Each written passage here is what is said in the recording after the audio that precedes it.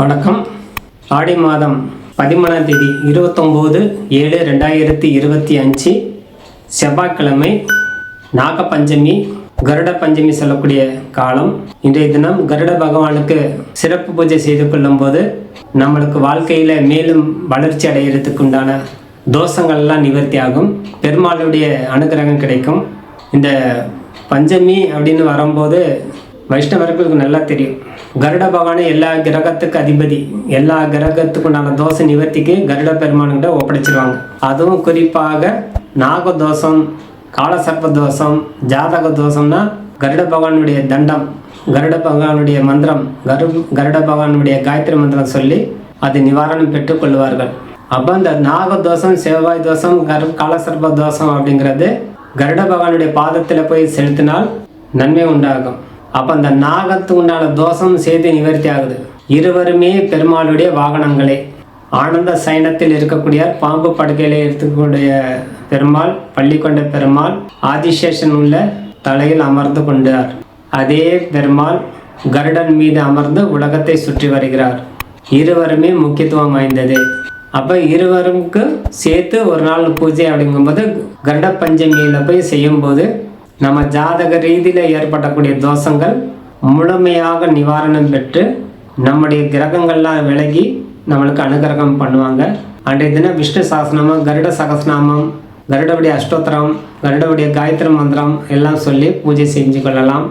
ஆகவே இந்த கருட பஞ்சமி அப்படின்னு வரும்போது அந்த கருடனால் ஏற்படக்கூடிய, அதான் பட்சியில் ஏற்படக்கூடிய தோஷம், அதை நம்ம தெரியாமலே, நம்மளை அறியாமல் கூட நம்ம ஒரு பட்சியை சாவடிச்சிருக்கலாம். ஒரு புறாவையோ, ஒரு காக்கையோ, ஒரு குருவியோ நம்ம சாவடிச்சிருந்தாலும், அதாவது அந்த மறைத்தல் அப்படின்னு சொல்லக்கூடிய தன்மை இருந்தாலும் அதனுடைய தோஷம் சேர்த்து நிவர்த்தி பண்ணக்கூடிய காலம் பட்சிய ராஜான்னு சொல்லக்கூடிய கருடனை வழிபாடு செய்யணும். ஒரு உயிர் கொன்றாலும் பாவம்தான். ஒரு பட்சியாக இருந்தாலும், காக்கை குருவிக்காரன் அடிக்கிறான்னு சொல்லுவாங்க. என்ன சொல்லுவாங்க, குருவிக்காரன் காக்கை அடிக்கிறான், குருவியை பறிச்சுட்டு போயிடுவான். அப்போ அதுக்குன்னு ஒரு ஆள் வச்சிருக்கிற மாதிரி அதே மாதிரி நம்மளும் ஒரு காரணம். அப்போ ஒரு பறவையை நம்ம கொன்றதுக்கு உண்டான சாபமும் இந்த கருட பஞ்சமியில் போய் நம்ம பண்ணும்போது நிவர்த்தி ஆகும்.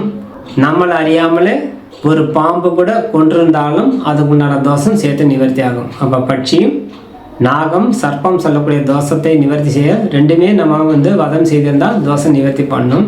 அதனால தான் நரசிம்மர் வழிபாடு அவங்களுக்கு அதிகமாக வச்சுக்குவாங்க.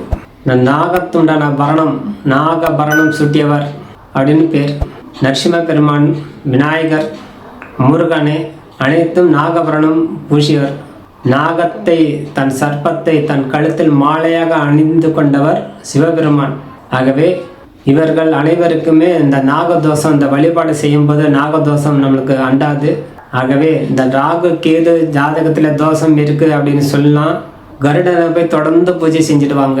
கருடனை போய் தொடர்ந்து பூஜை செஞ்சுட்டு வரும்போது, அதுவும் பஞ்சமியில் போய் செய்யும்போது அன்னைக்கு ஒரு மாலை சாத்தி கருடனுக்கு தீபம் ஏற்றி நெய்வேத்தியம் படித்து ஒரு அஷ்டோத்திரம் சொல்லி அர்ச்சனை செஞ்சுட்டு வரும்போது நம்மளுக்கு ஜாதகத்தில் இருக்கக்கூடிய நாகதோஷம் விலகும். அது மாதிரி செஞ்சுட்டு வரும்போது நம்மளுக்கு எல்லை இல்லாத பலன் கிடைக்குது. ஆகவே இன்றைய தினம் ஆடி மாதம் வரக்கூடிய பஞ்சமியில் பயன்படுத்தி கொண்டு கருட பகவானுக்கும் நாக பகவானுக்கும் பூஜை செய்து வாழ எல்லாம் வல்ல எம்பெருமான் சிவன் நாராயணன் கருடனை, நாகன் சொல்லக்கூடிய ஆதிசேஷனை பிரார்த்தனை செய்து கொண்டு விடைபெறுகிறேன். நன்றி, வணக்கம். ஜெய்பல ஜெய்பல ஜெய்பல.